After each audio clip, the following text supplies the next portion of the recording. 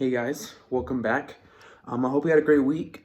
I hope school's going okay. I hope your family's doing good. I hope everything you're trying to plan for this week goes according to plan. And if it doesn't, that's okay because it gets worse from here. I'm just kidding, guys. It gets a little bit better. So, we have a new friend.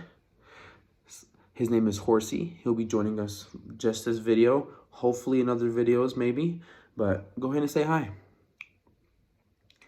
I said hi. He doesn't talk, because he's a toy. But anyway, he'll be joining us, just standing here looking at y'all. So don't worry about him. Yes, his name's Horsey because I couldn't come up with another name. So, all right. So we're gonna go ahead and go into it.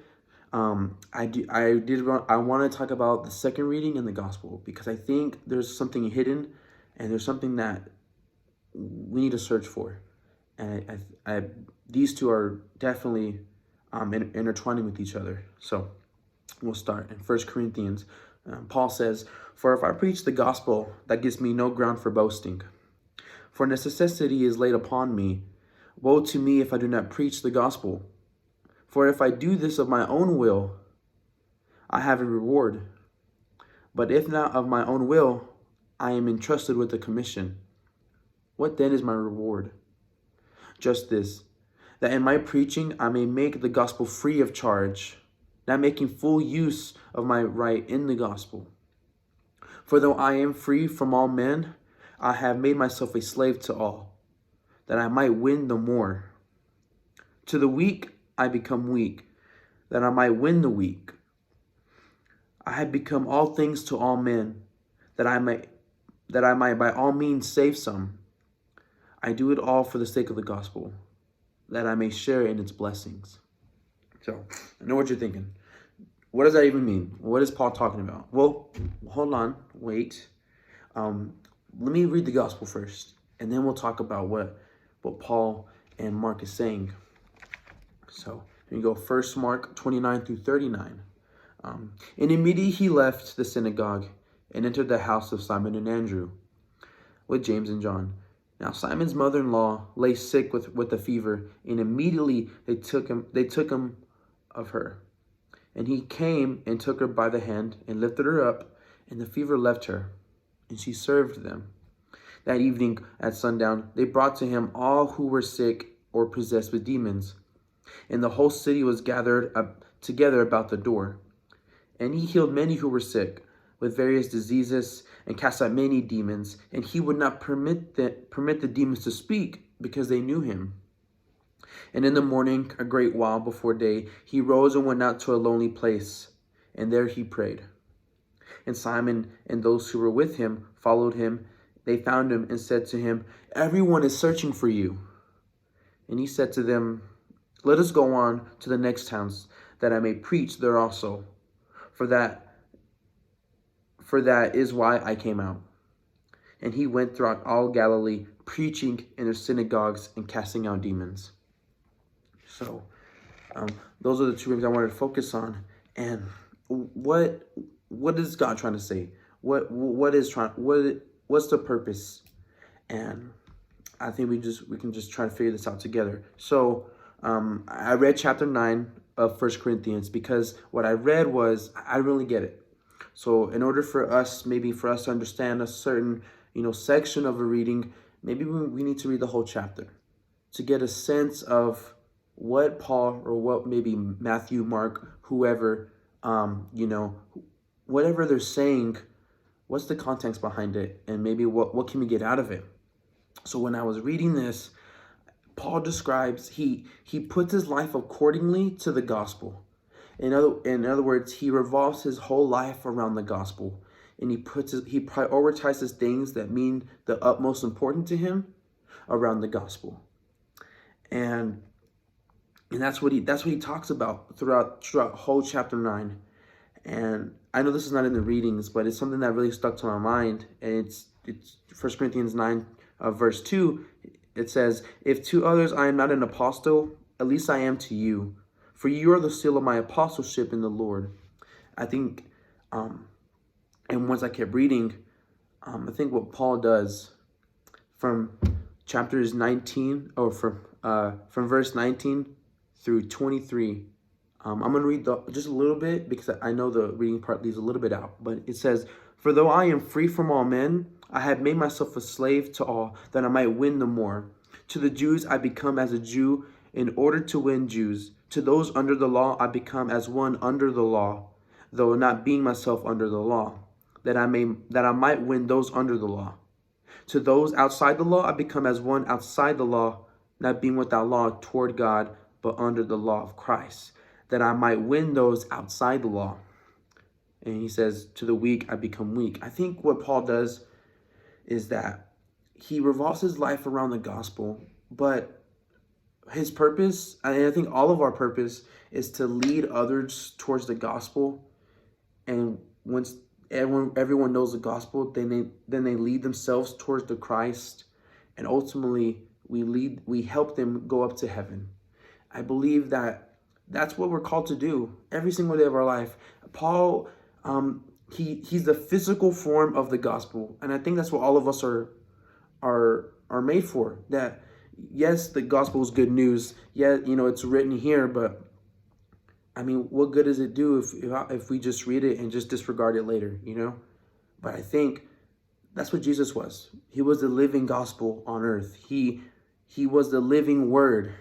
And I think that's what we're called to mimic, right? We're the living word. On like all of us, we're the living gospel. And that's what Jesus calls us to do, because he calls us to spread the good news, and he wants us to live the gospel out through our life. And that's what Paul does.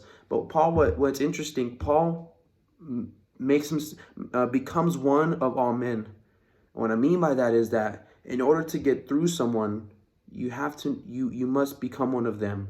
I'm not saying if you want to preach to a teacher, you have to become a teacher. No. What I'm saying is that in order to lead someone towards the gospel, you must share the gospel, and you must become, how would I say, like, just pay attention to and just relate to what they go through every day in life, and you let them know, hey, there's good news out there, and that's Jesus, and this is what he says, But Paul associates, I guess I'm assuming he associates himself with other people because he wants to lead others into heaven, and he's saying, hey, if I can I want to lead others to heaven, but I want to save everybody. I want to save at least one. I think that's what we're called to do. As like I said, if we're called to be the living gospel, just like Jesus was, everybody we encounter, I hope we save them, because we help them lead them to the gospel, and hopefully they love the gospel enough to run towards Christ and ultimately go to heaven, right? We help them go there. And so how does this reflect the gospel, right?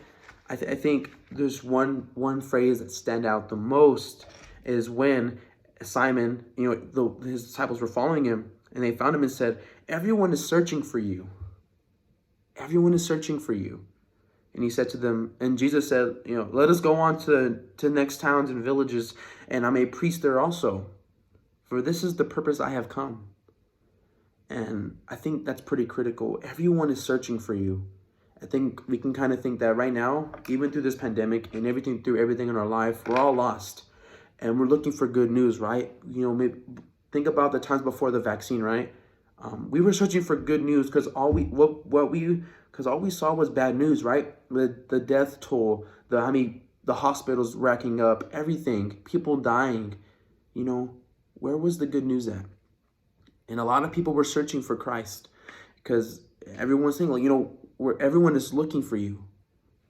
And I think sometimes I believe we get a lost sense. We perceive what good news is, right? We can kind of say that the good news right here, we could say that the vaccine's out, right? Hopefully everyone gets vaccinated, right? That's good news.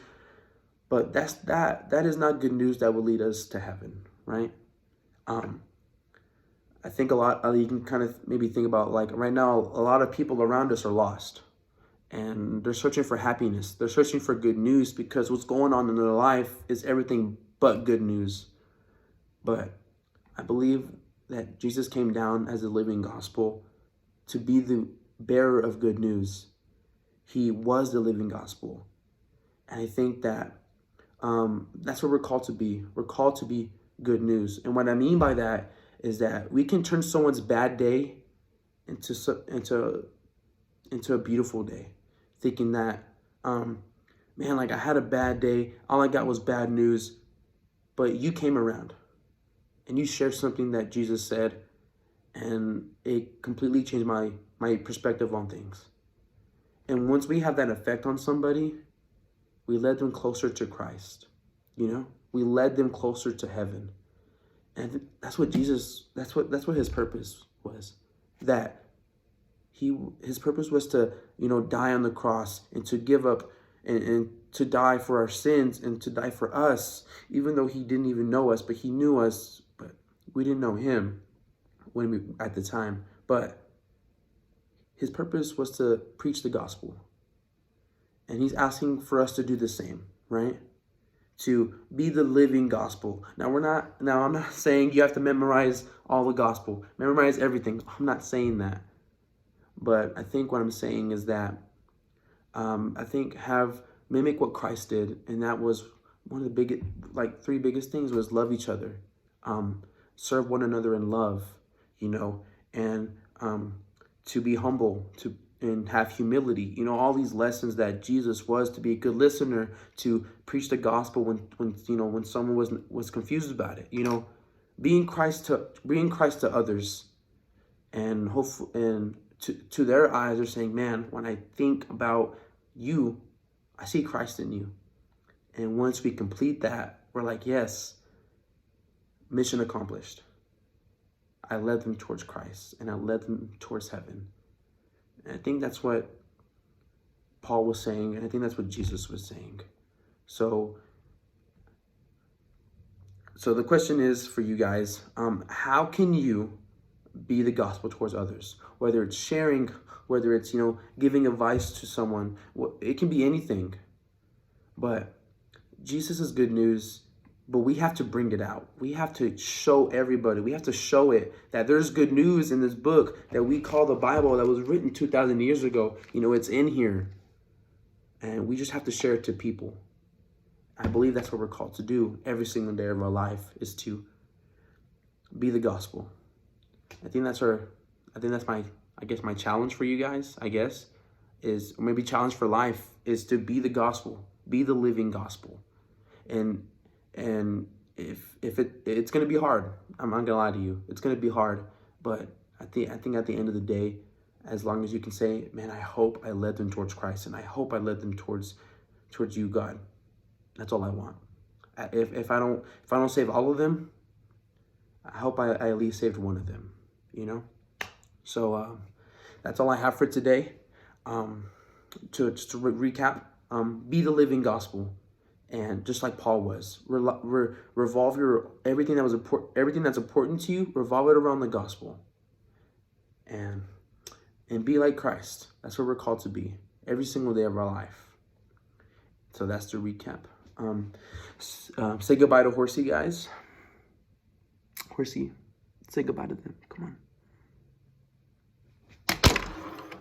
It's fine. Don't worry about it. Sorry. Okay. Well, guys, I'll see y'all next time. Until then, have a great week. Just be yourself, right? Be yourself. All right. So I'll see y'all later.